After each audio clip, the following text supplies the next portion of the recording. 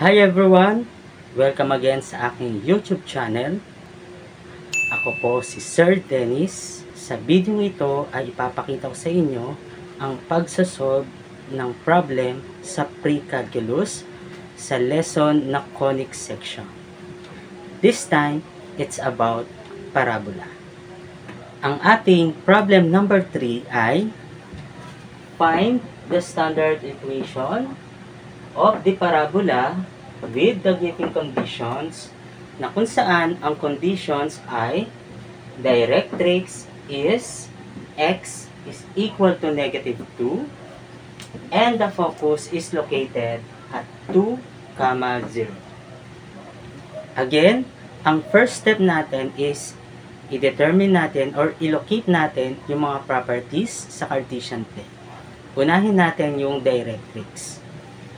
Ang directrix ay x is equal to negative 2. Ang ibig sabihin niyan, siya ay vertical directrix na nakatapat sa negative 2. Ito ang ating negative 1. Ito ang negative 2. Therefore, nakatayo ang ating directrix sa negative 2.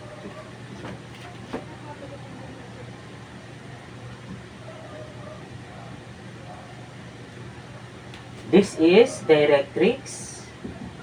X is equal to negative 2. Next, focus, which is 2, 0. We have 1, 2, then 0. Therefore, ito ang ating focus.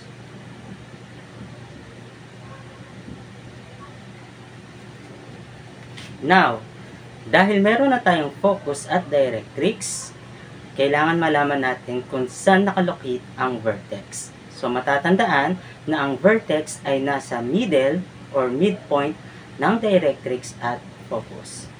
Ito ang ating focus at ito naman ang ating directrix. That is 1, 2, 3, 4 units. So, ang gitna nun ay tatapat dito sa 0, 0, which is origin. So, ito ngayon ang ating vertex, 0, 0. Dahil meron na tayong focus, vertex at directrix, identify natin kung ano ang kanyang orientation. Since ang ating focus ay nasa kanan ng vertex, ibig sabihin, ang ating parabola ay opening to the right.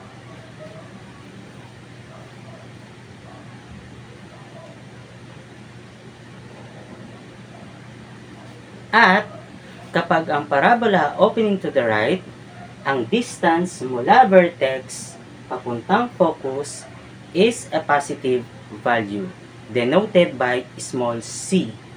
So this is 1, 2 units. Therefore, ang ating C ay 2.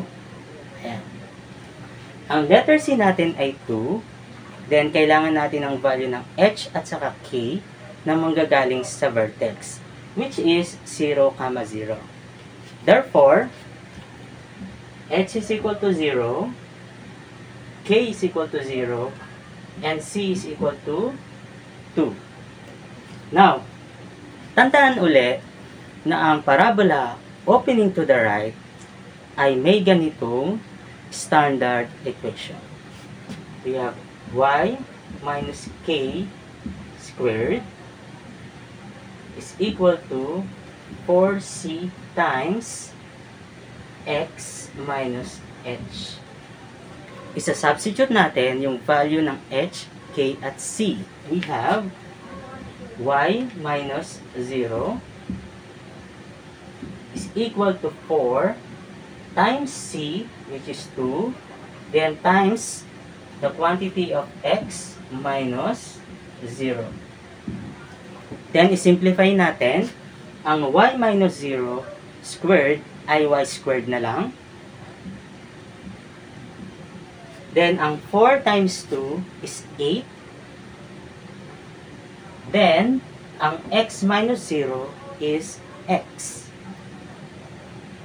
Therefore, ang ating standard equation is y squared is equal to 8x. This is the standard equation of the parabola ng problem number 3 with this condition.